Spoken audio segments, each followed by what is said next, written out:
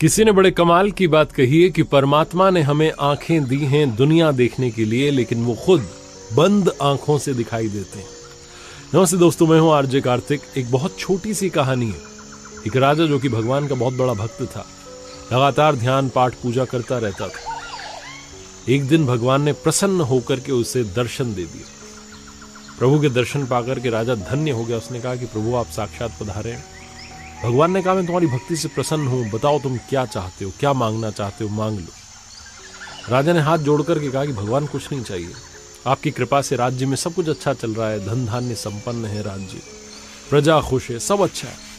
बस एक इच्छा मन में थी, आपने आज मुझे दर्शन दे दिए, क्या आप मेरी पूरी प्रजा को भी दर्शन दे देंगे? बहुत अच्छे लोग हैं मेरे राज्य के। भगवान मुस्कुराए और उन्होंने कहा कि नहीं, ये हो नहीं सकता है। राजा ने हाथ जोड़ करके गिड़गिड़ा करके कहा कि अब आप आ ही गए तो मेरी इस इच्छा को पूर्ण कर दीजिए। मैं चाहता हूं कि प्रजा में जितने लोग हैं सब आपके दर्शन करें। वो जिद पर अड़ गया राजा। भगवान जो थे वो खड़े हुए थे, उन्होंने कहा मुस्कुराते हुए कि ठीक है भाई, हमारी इच्छा है, भक्त की जिद थी, माननी पड़ी। भगवान ने कहा कल मैं आता हूं, ये जो आपके महल के ठीक सामने दूर पहाड़ दिखाई देता है वहां पर आऊंगा और सारे लोगों को दर्शन दूंगा, लेकर आ जाना। राजा ने कहा ठीक है।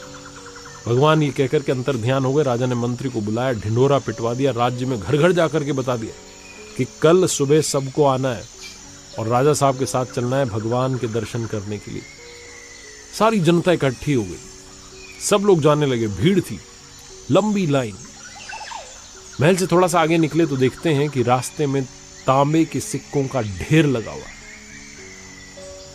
उस पब्लिक ने जब ये देखा कि तांबे के सिक्कों का ढेर लगा हुआ है, आधे लोग भगे उस सिक्के के ढेर की तरफ, फटाफट से उठा लेते हैं जितने मिल जाए। राजा बहुत ज्ञानी था, वो समझ गया कि खेल है।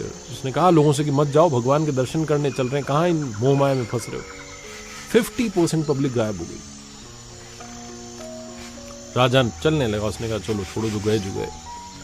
पीछे पलट के देखता तो उसे लगा कि अभी भी आधी जो जनता है मेरे साथ है, मेरे राज्य में पाठ पूजा करने वाले लोग हैं, अच्छे लोग हैं, इन्हें दर्शन मिल जाएंगे, कोई बात नहीं।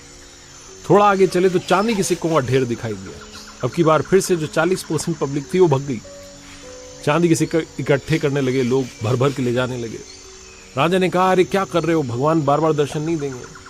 लोगों ने कहा वो ठीक है, लेकिन ये चांदी का सिक्कों का ढेर भी बार बार नहीं दिखेगा। आधे लोग वहां भी गायब हो गए। राजा ने पीछे पलट के देखा तो लगभग 10% जनता अभी भी उसके साथ चल रही थी। राजा को लगा चलो इतने तो लोग हैं मेरे राज्य में जो भगवान के भक्त हैं। थोड़ा और आगे चले तो अब रास्ते में सोने के सिक्कों का ढेर दिखाई दिया। अब ये जो साथ में चल रहे थे ये भी गायब हो गए, पहुंच गए सोने के सिक्कों के ढेर के पास, भर भर के सिक्के ले जाने लगे। राजा और रानी बचे जो चल रहे थे।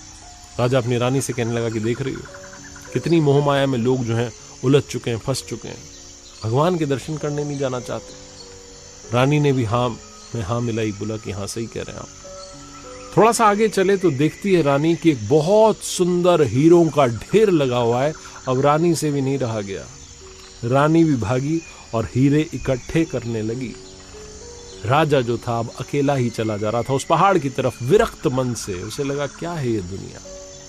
राजा पहुंचा उस पहाड़ पर जहां भगवान ने कहा था दर्शन देंगे। साक्षात प्रभु प्रतीक्षा कर रहे थे।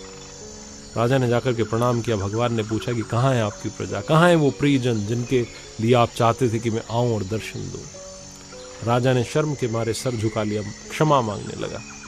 भगवान ने कहा क्षमा मत मांगो, मुझे मालूम था वो आएंगे नहीं। मेरे पास सिर्फ वही आता है जो मुझ तक आना चाहता है।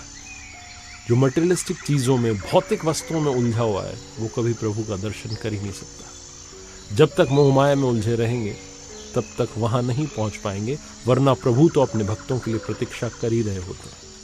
एक बार फिर से वही बात जो अक्सर आपसे कहता हूं, कर दिखाओ कुछ ऐसा कि दुनिया करना चाहे आपके जैसा। याद रखिए, subscribe now and press the bell icon, never miss an update.